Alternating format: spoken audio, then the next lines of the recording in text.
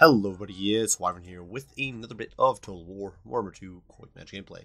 This time around we're in Shaggy's Strand playing as the forces of Chaos against the forces of the Empire. And in this matchup there's quite a bit of, surprisingly given the unidimensional sort of design of Chaos, there's a surprising amount of variety of what you can do as either faction. Empire, of course, the king of variety. They can do all sorts of stuff with heavy cav, artillery, shooting, just so many ways they can screw over Chaos. But Chaos as well can mess around with a lot of things. Oftentimes what you'll see is very wide infantry lines, mix of marauders, as well as Chaos Warriors with great weapons, for example, backed by lots of monsters to deal with large, that sort of thing. But I personally wanted to try something a little lighter, a little wider, and more importantly, fully shielded to deny my opponent the advantage of missiles, because missile play is something that's very, very common here in this matchup, and I figured, we don't want to let our opponents get too much out of that. So for my lord, I'm rolling with Sarthroil, who is, of course, very resistant to shooting. He's got 60% missile resist, stacked on top of magic resist of 25%. So if your opponent brings a Hammer of Witches, for example, it's doing basically nothing. All in all, not a bad combat lord either. He's got 60-40 for melee attack, melee defense, 440 weapon strength, decent mass because of fear, terror. He's unbreakable, which is amazing when you're just trying to rampage through enemy lines and stay alive. He can be on 1 HP, and he is still a pain in the rear to your opponent, which is just not the case for someone like Kolek, who will probably rout off at that point. He also does have quite a selection of spells. Now, personally, when I run the Lore of Metal, I'm actually not that fond of Final Transmutation, which is kind of the one thing everyone seems to bring.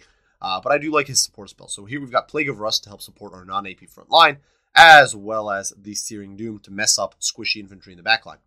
We also do Arcane Conduit for more Winds of Magic, and Stand or Die to help our boys stay in the fight. Now for the main line, not much to be said. It's a mix of Marauders. You can see 2 units of Marauders over there, a single unit over here on the flanks, and then the core is 2 units of Chosen as well as the Mirror Guard. Now these guys will dice through anything in their path. Even the Greatswords will not hold up against them. And especially with the buffs and debuffs coming in from Sarthroil, they will really mulch Empire infantry underfoot.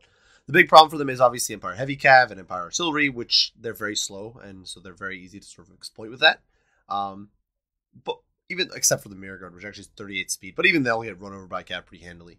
And so against that, we really have to use our supporting tools. So what are we supporting with? We've got 2 units of Chaos Warhounds on either end, and we've got 2 pockets of Marauder Horsemen. So on one end is 2 Marauder Horsemasters. These guys, an amazing light Cav skirmisher hybrid. Basically, they're like the OG Illyrian Reavers, as I like to call them. 50 armor, which is really respectable. They've got good mobility, solid melee stats, 26 across the board and 30 charge bonus. And actually is pretty hard-hitting attack. They've got 8 AP damage, which combos really well with Sarthroil's debuffs. And of course, 37 damage per 10 seconds is not 16 ammo, 90 range, definitely a solid unit. And with the 90 speed, you can use them to run down enemy skirmishers. So Pistoliers or Outriders especially, you can run over. On the other flank, we do have 2 Marauder Horsemen with throwing axes. These guys, much lighter, not quite as good in melee, but they do have shields, which is kind of cool. Definitely helps a little bit. And they do have AP damage, which will be nifty if my opponent brings a lot of Greatswords or Reichsguard or Demigryph Knights or units like that. Finally, in the very back, to give us a little bit of mass and sting power if there's, say, Griffin play, we do have a unit of Summoners of Rage. These guys, the Regiment of Renowned Dragon Ogres, have some pretty monstrous stats of their own. Bonus versus large. And they do have a Chain Lightning that starts on cooldown, but if they fight in melee for 60 seconds, they can get Chain Lightning off. Now, for my opponent, he did decide to go with a very boxy and very gimmicky build. For his lord, Balthazar Gelt up in the sky, and like I said, Final Transmutation, the go-to cast spell of choice for also many Lore of Metal users. He also has Metal Shifting, Evasion, and both Arcane Conduit and Staff of Olon. So he's going to be getting nutty amounts of Winds of Magic, and with Final Transmutation, he can really hurt my pocket of infantry here. He can really lay the smackdown on Sarthroil, and he's fairly cheap as well. My opponent isn't investing too much here. Alongside him, 2 Witch Hunters on the ground. These guys both have Accusation as well as surprisingly Slippery, which I don't think is really worth it on Witch Hunters. The stuff that you try to outrun, you can either outrun it already or you're not going to outrun it anyway, in my opinion. But these guys are actually pretty nasty against Chaos. They can chew through your infantry pretty effectively. They don't bypass shields, but they can definitely chop up your infantry with their shots, and they can also pinpoint your lords with Accusation and that sort of stuff. For his front line, my opponent actually brought a horde of Halberdiers, which is a bit surprising. You don't see that every day, but Halberds have a charge defense against all, so expert charge defense, which is actually really good against Chaos, which since I have high charge defense or charge bonus on its infantry, means my opponent will not be taking that full charge bonus to his face with his Halberds. Behind that, we do have Silver Bullets as well as handguns, and then 2 Hellblaster volley guns. So a whole bunch of fire. The Hellblasters will be ignoring my shields. They're immediately pounding on my Chosen, and they are backed by a single unit of Spearmen with shields there to protect them. In the very back, we do have the Royal Dwarf Gryphites camping in the woods, ready to jump on any sort of flankers or heavy cav I might be trying to use. Now, unfortunately, Silver Bullets here are unloading on my poor doggies. The poor doggos getting shot to death, but, you know, at least we are getting around the flanks here. And although my opponent is definitely pounding away at me with some magic, with some artillery, with some shooting, we are able to sort of flank around. You can see a few cheeky throwing axes going in there, actually taking down a halberd. This poor guy just laying there dead. But the main thing is that we're sort of surrounding the formation. Over here, you can see the Silver Bullets take a Searing Doom to the face, but actually tank it pretty well. They only lost one model. There's certainly a lot more HP than that. You can see they lost about 1,700 HP on a normal Searing Doom, so not bad. Hounds, in the meantime, trying to get into the cookie jar, but get intercepted by spears. Definitely was a bit of a forlorn hope there, but we are trying to get the second unit of Hounds in there as well. You can see my opponent's handguns now unloading on Sir Thorell. What I probably should have done here with these Hounds was actually push in on the Silver Bullets once I realized my opponent would intercept the spears, but I don't, so oh well, what can you do? In the meantime, these doggos are going to get in on the Hellblaster and start chewing through the crew very, very quickly. You can see they're getting torn apart in a really disgusting manner by those filthy dogs. Elsewhere, in the meantime, the Witch Hunters just popping away shots at the poor Sir Thorell, who's been forced out by Final Transmutation as well as previously an accusation. But a nice another Searing Doom is coming down, raining down these halberds, raining down these handgunners. Not really doing as much damage as I would like, but at least doing something. In the meantime, the Hatchet Boys over here throwing their shots into the back of the Demi-Gryph Knights. You can see the Royal Dwarf Knights already lost about 20% of their HP and already lost 2 models. So you can see Plague of Rust going down, and these guys are now coming on. Getting a lot of hate from all over the place. You can see these Horsemasters all focusing on them, the throwing axes focused on them, and they are starting to take quite a lot of damage. Elsewhere, in the meantime, these Summoners of Rage swing around the flank, taking a fire from the very annoying Silver Bullets, but they're going to be able to get in here and provide some support for the Chaos Marauders, trying to keep them in the fight. You can see we do lose a model on these guys, but they're going to tie down these Royal Dwarf Gryphites, keep them in place, and in the meantime, they are getting shot to death, which is really, really nice. That's not something you hear every day with Chaos, is so we're shooting them to death, but hey, we are. Anytime, though, my opponent's backline is kind of buckling, you can see the halberds here are getting bogged down by Marauders who actually got their charge and wrapped around them. These guys have also been getting chipped away at by Javelin Fire. And now the handguns getting shut down by dogs. You can see these poor Hellblasters crewmen getting slaughtered. This Hellblaster completely removed from play. And at this point, it's only the Silver Bullets really left online, still pounding away at the Summoners of Rage. But they actually rally out here because they were only terror routed. You can see now the Marauder Horsemen are coming in, and they are not bad in melee. Not amazing, definitely, but by skirmish cav standards, they're okay. They're passable, and they will definitely lay the smack on these Silver Bullets in close quarters. And you can see over here, we are going to take our Summoners of Rage and pursue these Royal Dwarf Gryphites off the field. In the meantime, Final Transmutation, normal cast going down in my pocket of infantry. It's going to kill most of these guys, or maybe all of these guys in one take, but, you know, it's okay. At this point, it doesn't really matter too much. We are overwhelming the Empire pocket. Backlines are ruptured. You can see the Silver Bullets, they're getting overrun and massacred. The handgun's broken at this point. You can see the Silver Bullets getting run down. They're in full flight, and no magic is going to save them now. And you can see the Mirror Guard here just overrunning them pretty effectively. Over here, these halberds holding out pretty strong, so we're going to drop a Plague of Rust as well as a Searing Doom on these boys, and you can see they just get completely demolished by that bombardment. The Marauders staying in there, keeping them tied down, and in come these Marauder Horsemen with throwing axes. Now, obviously not a melee unit by any means, but with a little bit of shooting on the way in and then the rear charge, they will be able to buckle to leadership on these boys and sort of clear up my opponent's remaining troops. And this is really what we're trying to do at this point. Break my opponent's remaining infantry and open the path for a final sort of army break victory. In the background, you can see the Summoners of Rage pursuing the Demi-Gryph Knights off the field because these guys are still a threat. Even at 700 HP, you don't want them running around with their fear and terror. And Summoners of Rage will be able to run them down nicely. These guys actually never got their Chain Lightning off. I think they spent about 20 minutes or 20 seconds in combat, which was really pretty rough. They just got shot down so quickly. So fun fact about this game. But elsewhere, poor Sir Balthazar getting bogged down, surrounded by these Marauder Horsemen. Now, Marauder Horsemen, like I said, not the most amazing in melee, but able to time down and definitely able to sort of smack him around a little bit and keep him pinned on the ground, which is really important, keeping Balthazar from escaping. Elsewhere, these halberds here trying to pursue, trying to sort of come in and help, but at this point it's just forlorn hope for them, and they don't have a chance. Dogs are coming in, tying them down. We do have the Mirror Guard sweeping from the flank. Mirror Guard, of course, very good against units like this. They're basically a budget chosen with high mobility. Their stats are very comparable in most ways, and these poor halberds are going to completely buckle. And you can see leadership goes through, and that is going to be it. You can see those last few halberds there buckling under pressure from the Chosen, and I do apologize, a little nasally there.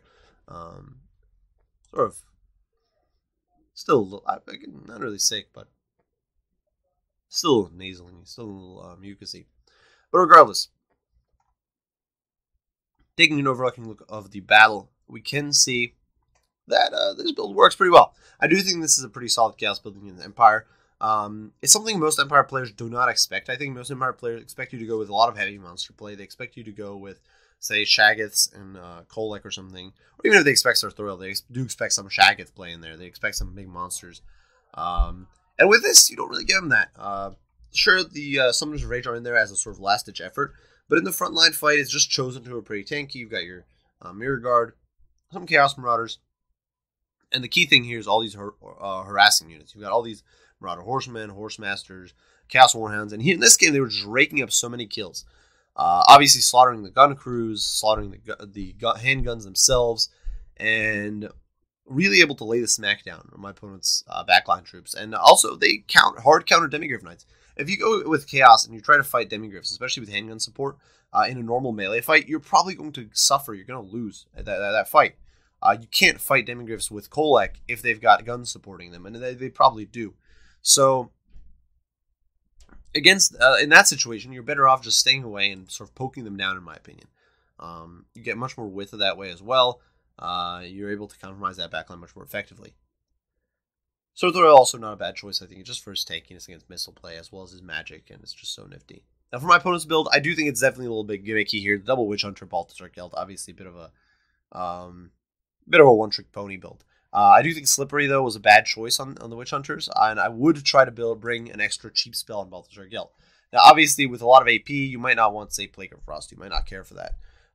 But certainly, there are other options. Searing Doom is actually not terrible. You can use it to mess up Light Cav, Dogs, Marauders, that sort of thing, all of which you're likely to see.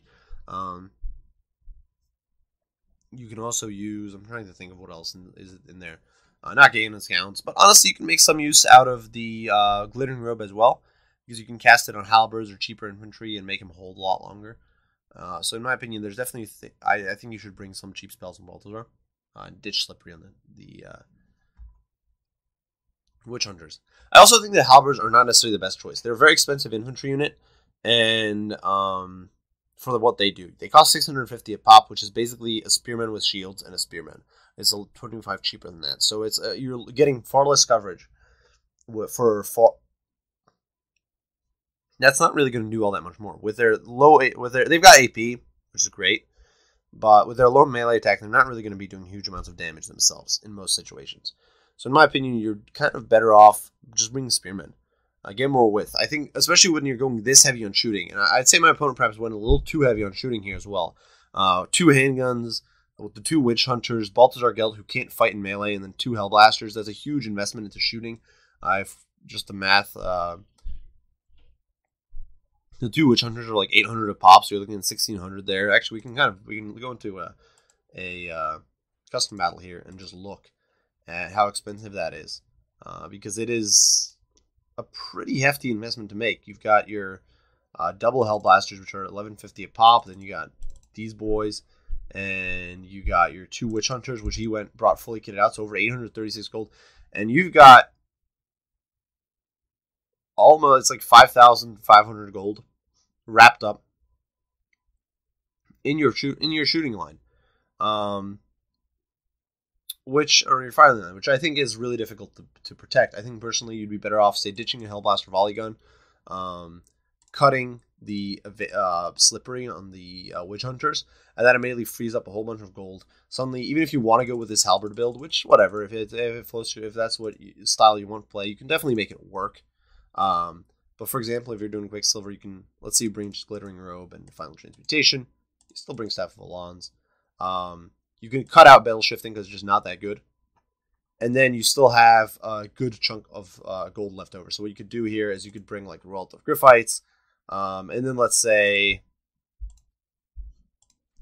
you can cut down one of these Halberds, get a Demigryph Knight in there, and you get another unit of Spears.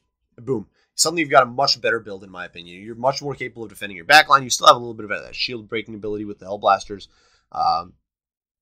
You still got those Witch Hunters. And in my opinion, this is a much more versatile build. And this isn't... And personally, I would obviously just cut the Halberds probably and go for Spears if I wanted to go this shooty. But I think this is a much safer build. It gives you much more mobility. It gives you a little bit of utility with Balthazar having Glittering Robe, which is a relatively cheap spell. And yeah, I just think this is a better, probably a better, safer way to go about it. Regardless, well played to my opponent. I do hope you guys enjoyed the video. Hope you found it entertaining and fun. If you did, be sure to leave a like, subscribe, and share. If you have any comments, any criticism, any questions, do not hesitate to post them, and I will do my very best to respond as soon as I can. I do thank you all for watching, and I will see you all in the next one. Wyvern out.